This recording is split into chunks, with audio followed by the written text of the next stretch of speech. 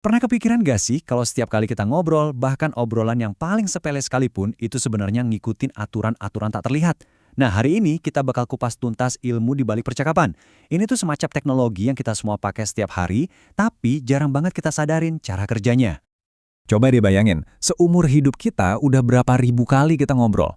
Entah itu obrolan singkat pas beli kopi, atau cuma sekedar nyapa temen di kantor. Semua interaksi ini kan rasanya otomatis banget ya, kayak ya udah lewat gitu aja, nggak penting dan cepat banget dilupain. Tapi gimana kalau ternyata di balik setiap kata, setiap jeda, setiap yang kita ucapin, itu ada semacam sistem ilmiah yang sangat presisi. Sebuah dunia data yang tersembunyi, yang sebenarnya kita semua tuh udah tahu aturannya secara naluriah. Tapi kita nggak sadar kalau kita tahu. Oke, penasaran kan? Yuk kita selami lebih dalam. Oke, kita mulai dari awal banget ya, dari bagian pembuka percakapan, bahkan dari satu kata yang kayaknya paling sederhana di dunia. Halo, kelihatannya sepele kan? Tapi ternyata di balik satu kata itu ada banyak banget yang terjadi. Nah, kalau kita coba tulis ulang percakapan telepon, hasilnya mungkin bakal kayak yang di sebelah kiri. Cuma tulisan kata-katanya aja. Tapi, bagi para ilmuwan kayak Gail Jefferson, percakapan tuh kelihatan kayak yang di kanan. Ini bukan sekedar kata, tapi lanskap data yang super kaya. Ada notasi buat jeda, intonasi naik turun, bahkan pas orang ngomong barengan. Dan semua itu punya arti.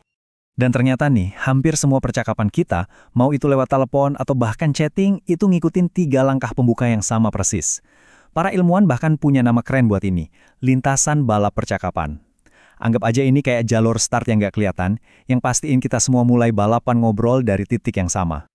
Oke, itu tadi soal apa yang kita ucapkan. Tapi tahu nggak sih, apa yang jauh lebih menarik? Justru apa yang nggak kita ucapkan. Yap, kita sekarang bakal bahas soal kekuatan di balik keheningan. 2 detik.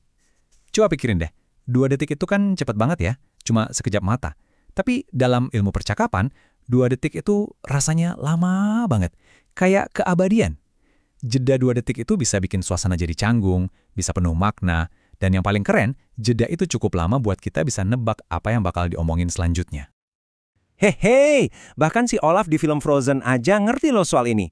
Kalau ada jeda atau keraguan sebelum seseorang jawab pertanyaan, itu petunjuk besar. Misalnya nih, kamu ngajak temen jalan, terus dia diam dulu 2 detik baru bilang, nggak bisa deh. Nah, jeda itu seringkali artinya sebenarnya dia pengen bilang iya, tapi ada sesuatu yang ngehalangin. Nah, dalam ilmu percakapan, ini ada namanya yaitu preferensi. Tapi ini bukan soal suka atau nggak suka secara pribadi ya, ini soal struktur obrolannya. Jawaban yang terpilih, misalnya nerima ajakan, itu biasanya cepat dan to the point. Yuk! Sebaliknya, jawaban tidak terpilih, kayak nolak ajakan. Itu seringnya ada jedanya dulu, lebih panjang, dan kadang penjelasannya agak muter-muter. Jadi, kelihatan kan? Jeda dan pilihan kata itu penting banget. Tapi dampaknya tuh lebih gede dari yang kita bayangin.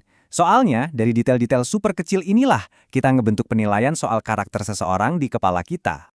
Contoh klasiknya ada di serial TV Friends. Ingat nggak pas Monica langsung ngejudge tetangga barunya, si Danny?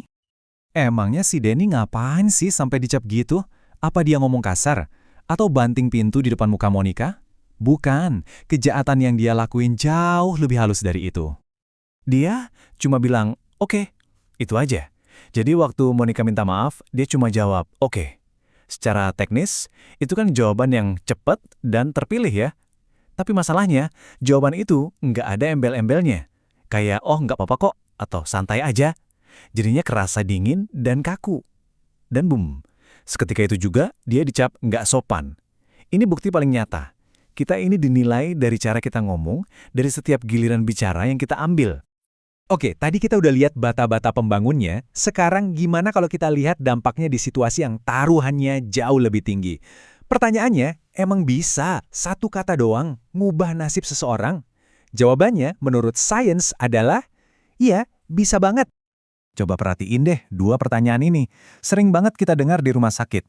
Sebuah studi keren nemuin kalau dokter nanya, apakah ada masalah lain lagi? Kata lagi itu secara nggak sadar, seolah-olah ngarahin pasien buat jawab, nggak ada. Pertanyaan ini punya polaritas negatif. Kayak ngasih sinyal, semoga aja nggak ada ya. Dan dampaknya luar biasa. Cuma dengan ganti pertanyaannya jadi apakah ada beberapa masalah lain, jumlah pasien yang akhirnya cerita soal keluhan mereka yang lain itu loncat drastis. Dari yang tadinya cuma 50% jadi 90%. Gila kan? Cuma ganti satu kata, tapi bisa ningkatin kualitas layanan kesehatan secara dramatis. Tapi kekuatan percakapan yang sesungguhnya itu paling kelihatan jelas di situasi hidup dan mati. Contohnya kayak di panggilan darurat 911 yang terkenal ini. Awalnya operatornya bingung. Dia ngingatin si penelpon kalau ini tuh jalur darurat. Tapi anehnya, si penelpon ini malah kekeh. Dia terus aja pesen topping pizza. Nah, di titik inilah si operator yang terlatih sadar. Ada yang nggak beres. Nggak ada orang waras nelpon 911 cuma buat pesen pizza. Pelanggaran aturan percakapan yang super aneh ini pasti sebuah kode, sebuah sinyal bahaya. Operator ini langsung ngerti dan ngajuin pertanyaan kunci. Dan disitulah jawabannya terungkap. Karena si operator paham kalau percakapan itu punya aturan, dia bisa membaca pelanggaran aturan itu sebagai pesan tersembunyi. Dia berhasil menerjemahkan pesanan pizza itu sebagai permintaan tolong. Bantuan langsung dikirim dan nyawa si penelpon pun terselamatkan. Nah, pemahaman baru ini, kalau percakapan itu ternyata sebuah ilmu, juga bisa bantu kita ngebongkar kenapa banyak banget tips-tips komunikasi di luar sana yang sebenarnya keliru, terutama soal membangun hubungan baik atau raport. Kita kan sering banget ya dengerin trik komunikasi kayak sebut nama depan lawan bicara biar akrab, atau ajukan pertanyaan terbuka. Tapi penelitian justru nunjukin kalau trik-trik ini seringnya gagal, karena jatuhnya malah aneh, kaku, dan kayak udah di skrip. Kenapa? Karena menurut sains, fungsi utama nama dalam percakapan itu bukan buat bikin akrab, tapi buat manggil, buat dapetin perhatian. Jadi kalau kita maksain nyebut nama orang di tengah obrolan, itu bisa kerasa aneh dan gak tulus. Malah kayak sales yang maksa, dan ujung-ujungnya ngerusak keakraban yang lagi coba kita bangun. Jadi, apa yang terjadi kalau kita mulai ngelihat percakapan sebagai sebuah teknologi dengan aturan dan dampak yang presisi? Jawabannya, kita bakal sadar kalau detil-detil terkecil sekalipun, cuma satu kata atau jeda 1 detik, itu punya konsekuensi yang luar biasa besar. Paham soal ini tuh bukan lagi sekedar tips komunikasi biasa.